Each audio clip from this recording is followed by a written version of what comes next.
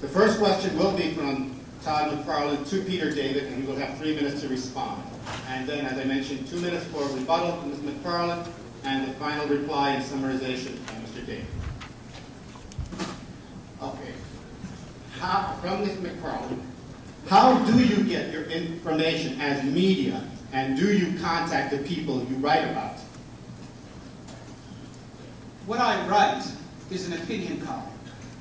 But I digress has been and always will be something that is purely reactive. I see something that's out there and I comment on it.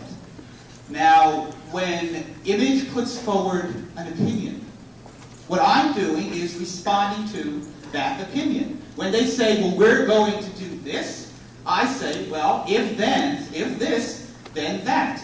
When Eric Larson writes, well, up until now we've been holding back, I am perfectly free to write a column that says, what the hell do you mean by that? What have you been doing up until now? Dogging it? Now, since I'm an opinion columnist and not a news writer, there is no onus upon me to pick up the phone and say, you know, Eric, this makes no sense. Would you care to explain what the hell you meant? No, the people who wrote the press releases for them should have done that. Eric should have done that. What I do is I see the public face that they are presenting, and I interpret it. And I try to see whether it holds up under logical scrutiny, which I'm sure is, unfortunately, one has probably confused my esteemed opponent. Now, when Image first came out, the thing that they will all have you forget is that when there was a gap in my knowledge about Image, namely the deal that was set up between them and Malibu, I called Dave Olbrich. I had a half-hour phone conversation with him to make sure that I got everything right. And I quoted him extensively, attributing it all to Dave. That is one of the, as I said, less than 4% of the columns that I have written about them. Everything else is stuff that is taken from their own words. That is pretty much all I have to say in that, because I would like to think that that is something that you can pretty much all grasp. It seems fairly straightforward to me.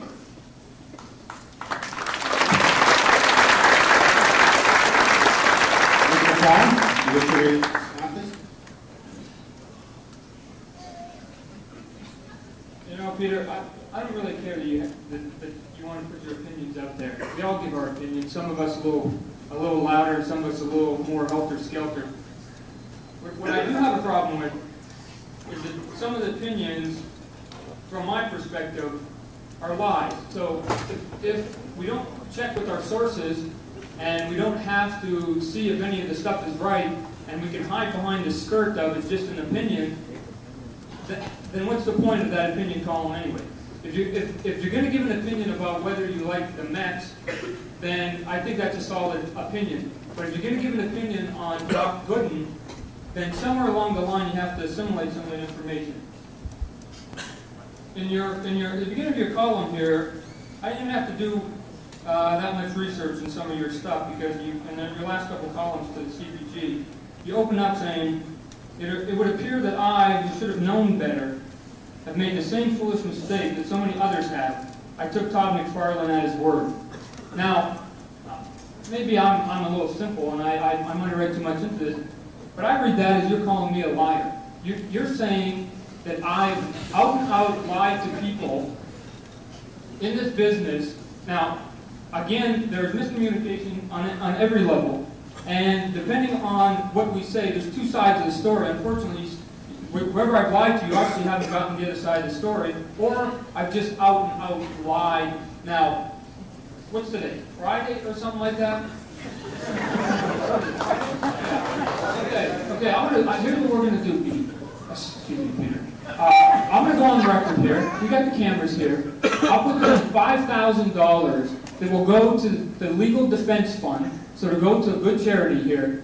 If, other than Larry Stroman, who I had to tell a little fib to, if you can bring somebody in the next 7 days that I've lied to in this business, bold-faced lied to, then you can collect that $10,000 and give it to the legal defense. Because how much is it?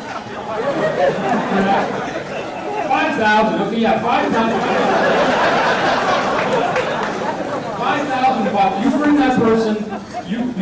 You let me get the other side, and if it comes out that I straight out lied to that guy, you can have the money, because you know what? I didn't lie to anybody out here, and if you can show them, then I got a problem with the way that you word your opinion. So if we're just going to start to give opinions. Sorry. Okay, Tom. No, you were allowed to get that in. Okay. And Peter, you obviously you have extra time to make a reply, please.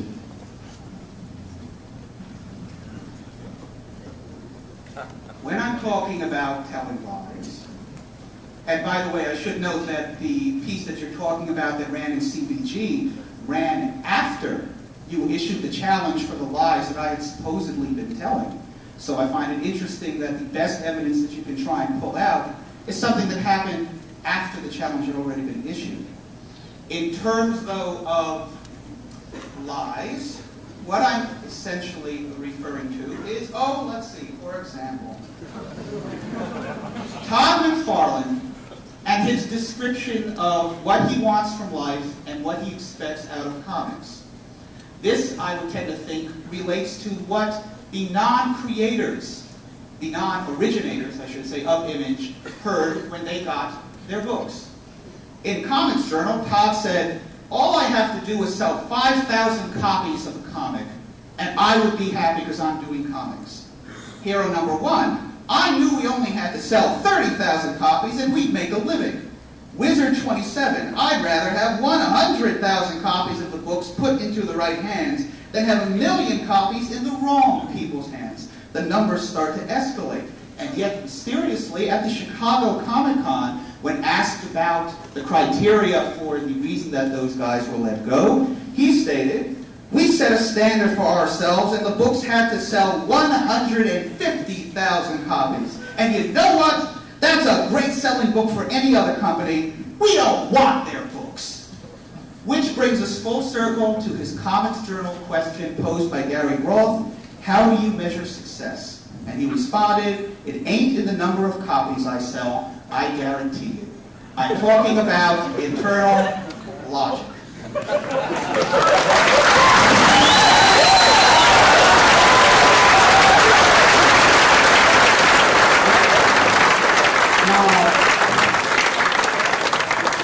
The next question is from Mr. David to Mr. McFarlane, which basically is going to follow the discussion we just had here.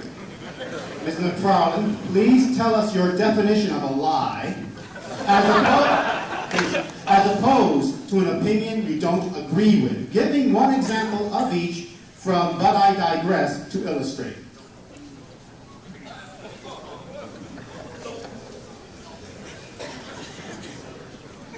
My definition of a lie is probably not that far from most of the people in here. That a lie is the deliberate telling of something else that's not the truth. Now, do people word things sometimes differently than they should? Yes. Is there miscommunication in the world? On every level. That a person intentionally knows that the color of something is blue and goes out of his way to tell somebody that that's red, that's what I consider a lie. If you want an example from the But I Digress, because obviously I carry them on me at all times.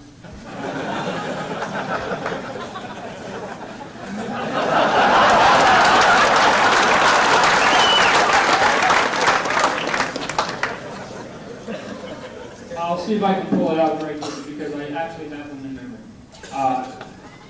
You made mention that the way that we let go of the people, and more importantly, our reasons for letting go of those people. One of the reasons why we let go of those people, and one of the reasons why we even banded together, was over the issue of money. Now, I'm here to tell you people, whether you want to believe it or not, which is fine, because, I mean, I've got a clear conscience. What I did and how I left Marvel comic books and what we do, it has nothing to do with money. You know why? Because when I quit Marvel Comics, I'm telling you right now, I was the best big guy in this country. Now, if it was money, the stupidity of it would say, why would the guy making the most money leave? Now, he's saying that the reason that we left Marvel comic books was over money, and saying that we got dished by Marvel Comics to the tune of 6 figures.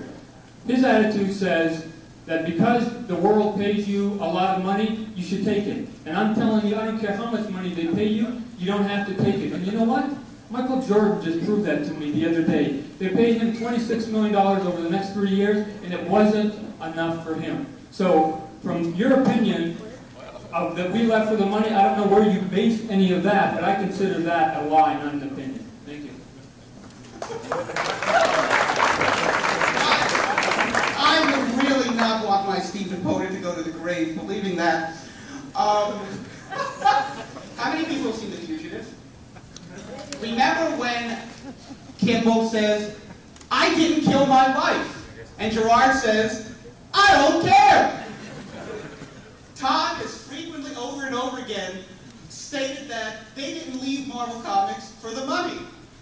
I don't care. I have never said that you left purely because of the money. Maybe in the Bizarro world, Todd, I said it, but not in this one. Now, for those of you who are genuinely paying attention and have realized that what Todd said, in fact, made little to no sense, I can cite specific lies that Todd has said about me. Number one, he said that I've been spreading lies about him. That's not true. Number two, he stated that John Byrne and I were psychotic. Now, I assume that you can trot out lots of factual evidence to back this up, but I tend to think not. If you're going to slam people with psychological terms, here's the kind of thing you should do.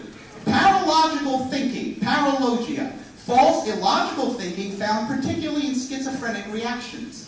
Paralogical thinking may take many forms. A patient who is preoccupied with his own subjective thoughts and fantasies may give answers to questions that are either wrong or beside the point. His interest and attention are narrowed to a point where his thinking becomes unrealistic and restricted. Another characteristic of paralogia is its false dreamlike logic. In his study of schizophrenic thinking, Bueller, 1911, cited a patient who was convinced that he was Switzerland. Such a thought could not even be entertained by the normal mind. But this patient's thinking followed the line, Switzerland loves freedom. I love sweet freedom. I am Switzerland. Ladies and gentlemen, Switzerland.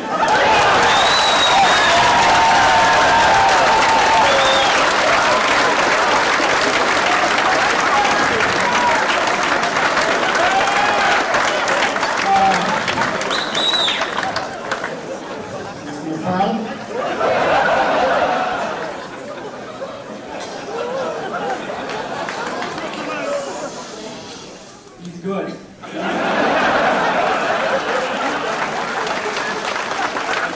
Rob Liefeld, I would have had a better chance. Don't worry, I could have just repeated what you were saying. Saying was trivia. Peter.